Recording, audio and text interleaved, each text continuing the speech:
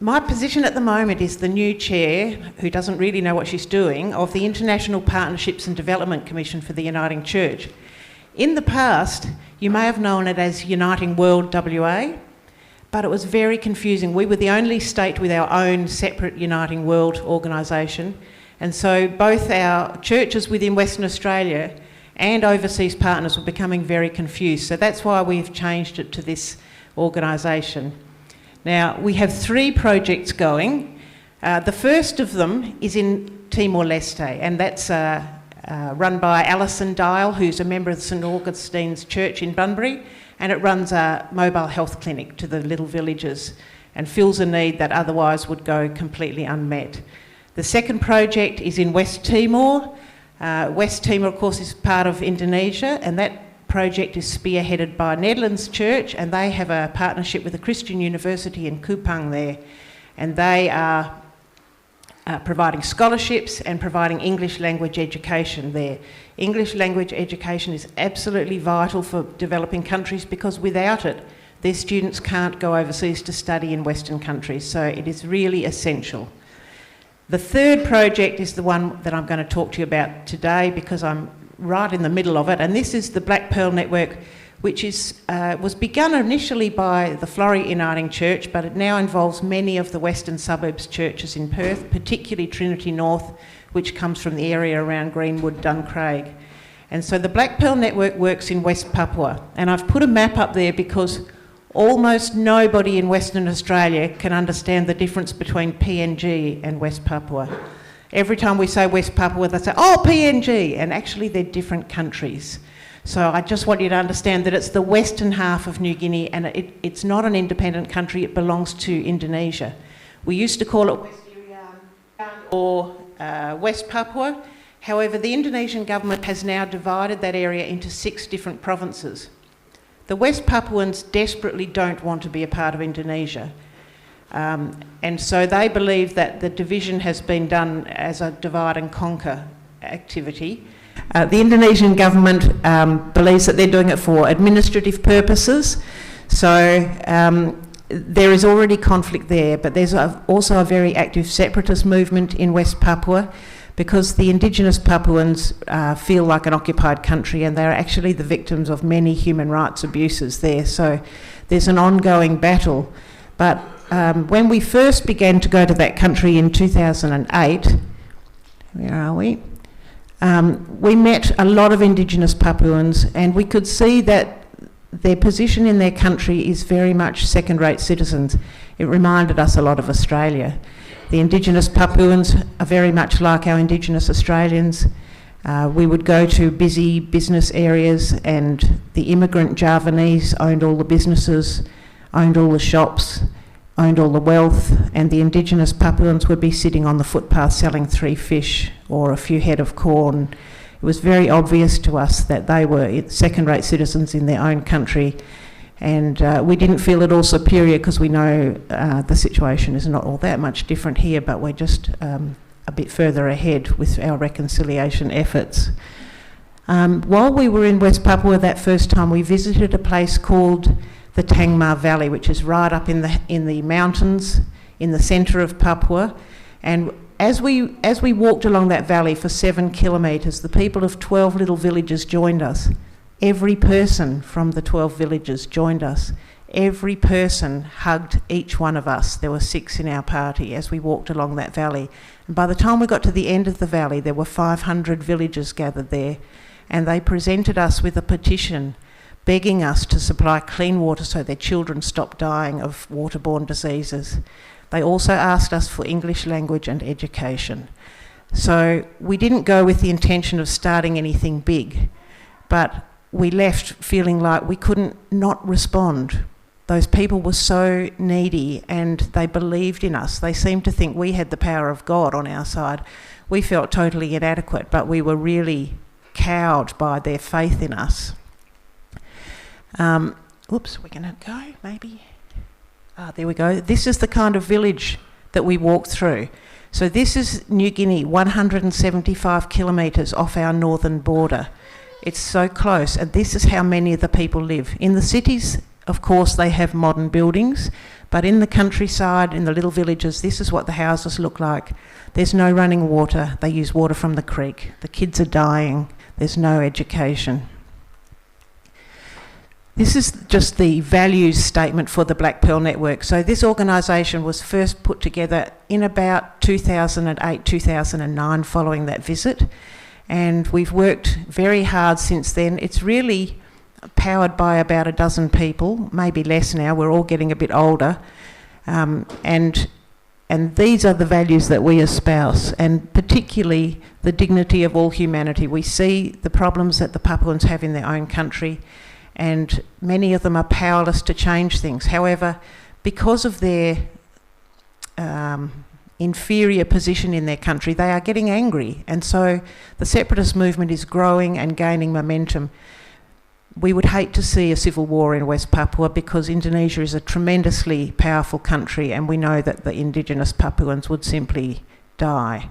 So we're trying to give them a gift by which they can make peaceful change, and that's what's behind everything we do. So we deal in education, in health promotion, capacity building, particularly in terms of business. If any of you have worked with Indigenous communities anywhere, you will know that the cultural differences are massive, and there's huge material that needs to develop before it can be successful. And so the biggest change since we began in 2008 was after COVID. COVID gave us a huge gift. During that time we were all locked down and we couldn't travel. We had to find another way of continuing our work, so we discovered Zoom and Teams and all those online meeting facilities. So now, instead of meeting and making decisions for the Papuans and travelling to Papua and telling them all about what we had decided for them, we now have online meetings, and the Papuans are equal members of our committees. They have equal say or more, and every decision is made in conjunction with them. So it has really changed the way we operate, and we've tried really hard to move away from that white colonialist way of working that we're also good at in these rich Western countries, and tried very hard to be more respectful of our partners. Our partnership is built on a partnership between the Uniting Church and the Gereja Christian Injili de Tanah Papua, which is the Protestant church in the land of Papua, and it's the main Christian denomination there. And one thing we have noticed while we're in Papua is that on Fridays and Saturdays, when the Muslims go to the mosque, the streets outside the mosques are choked with cars. There are cars parked everywhere.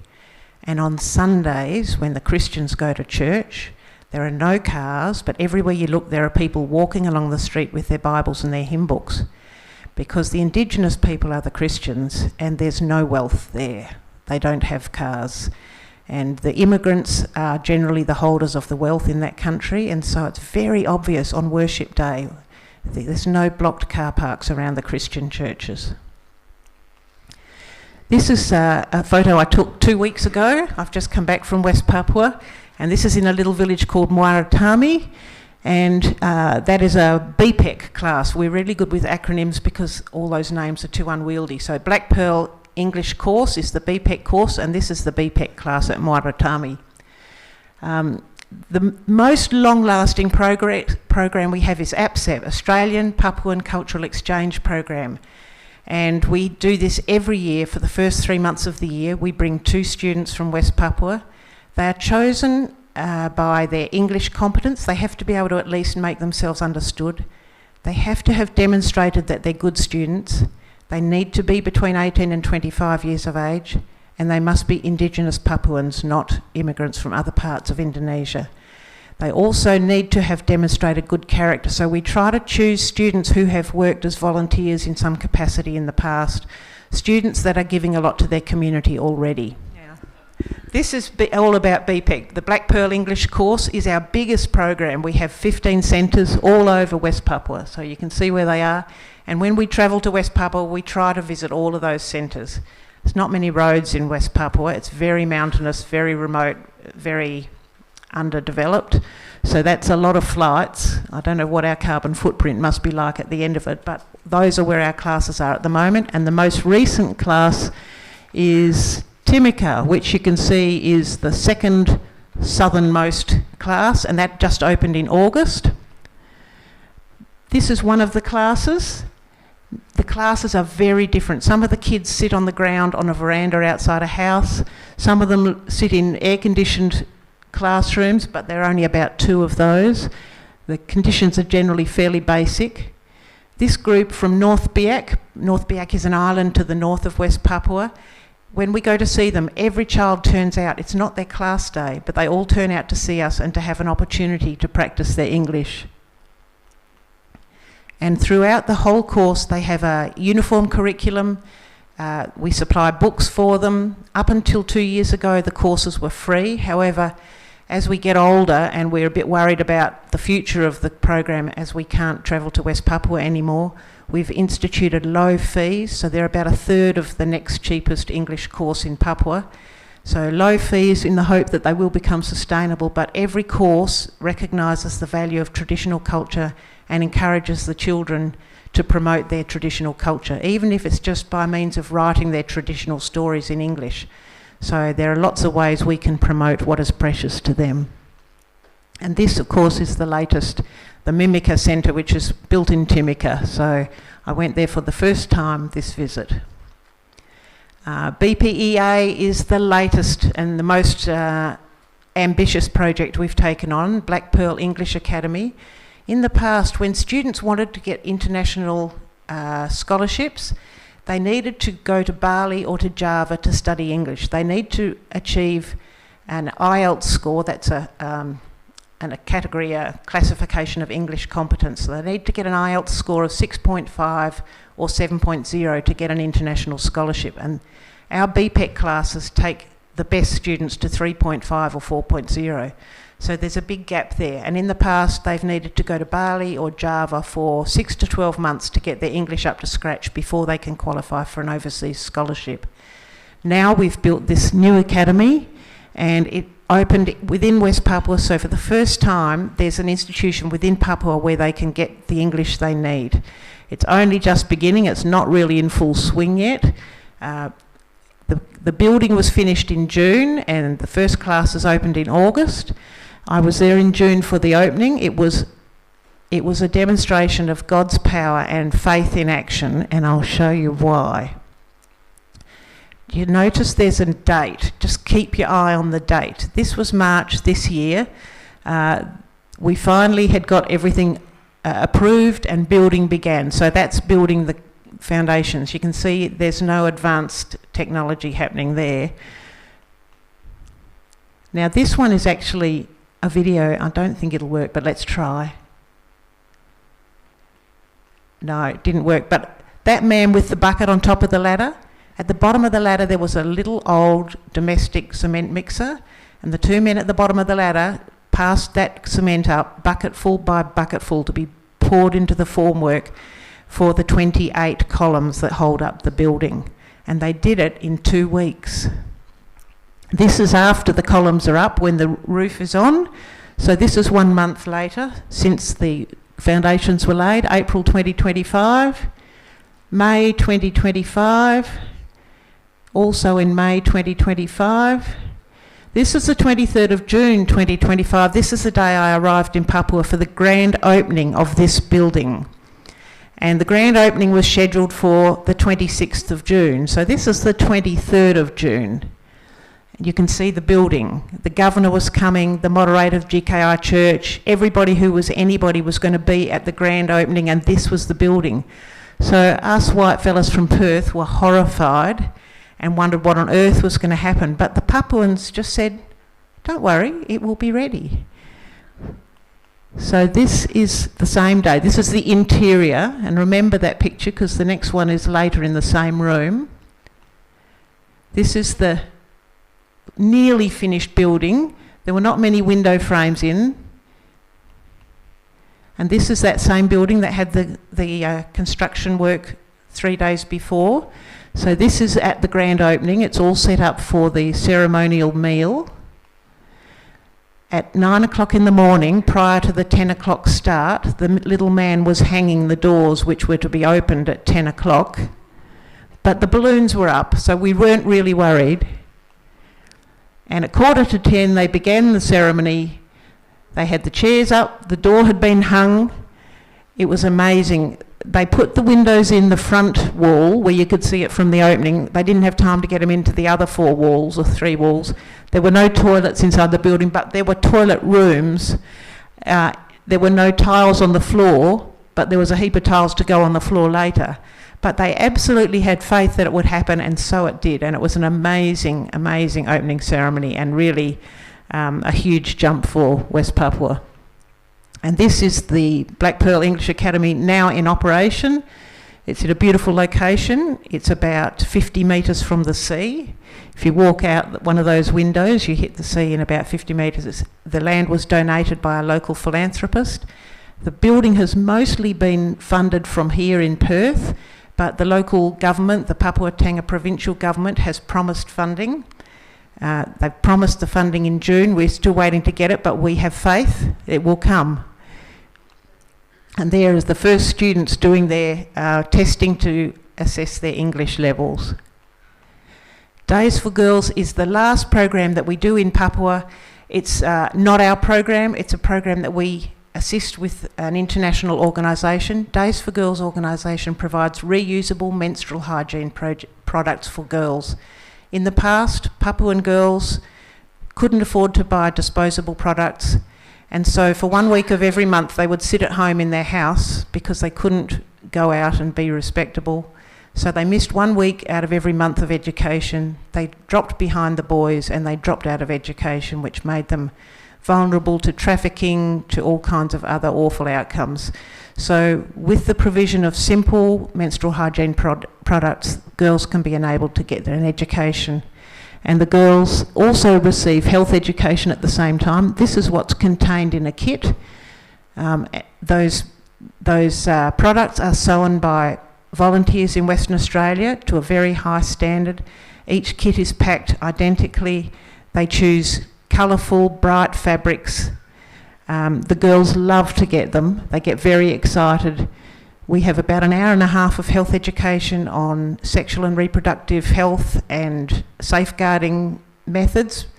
And at the moment I'm having to deliver that education through an interpreter, but we have a group of Papuan ladies who are willing to take over that role, so we just have to train them. But the girls love it. It changes their lives and it really helps them to have dignity and to be able to get their education. Both Christian and Islamic girls participate. Any girls who are in the classes are welcome to come along to these sessions. The really pivotal thing in all of what we're doing in West Papua is relationships, developing relationships with all kinds of people, with our partners in the GKI church, with the students we host in our homes. They've become like family to us, with the teachers whom we see every time we visit the island, with the classes. Many of them turn out every time we go to West Papua to see us, and we've got to know some of those students, and some of them have grown up and become BPEC teachers themselves. So every time we go we meet new people, we get to meet old friends, and it's been a wonderful relationship, and really that is the richest thing. But it's not only relationships between Australians and Papuans, it's also built relationships between West Australians. When this all started back in 2010, I didn't know anybody from Trinity North Church or Wembley Downs Church or Scarborough Church, and those churches all work closely with us now, and it just feels like one big congregation. So it builds relationships here as well as overseas. And every time we go to Papua, we're treated like royalty. It is a bit embarrassing, but they love to be able to welcome us, and we participate in all those traditional practices. And there's Jeff Shupp from Trinity North, and he wore that irritating hat all afternoon, and each one of those little straws must have been tickling like nothing on earth, but he's a good man and he did it for the cause. And every time we go we make new friends. So I'll leave you with that, and this really feels like God's work. When we read those readings about not giving up, not growing weary, well, we are getting a little old and long in the tooth, but it is so encouraging, and it gives us so much joy, and it gives the local people joy too. So it has been a wonderful experience for all of us, and we feel like God is working in us to help us to continue. So thank you for your time and attention.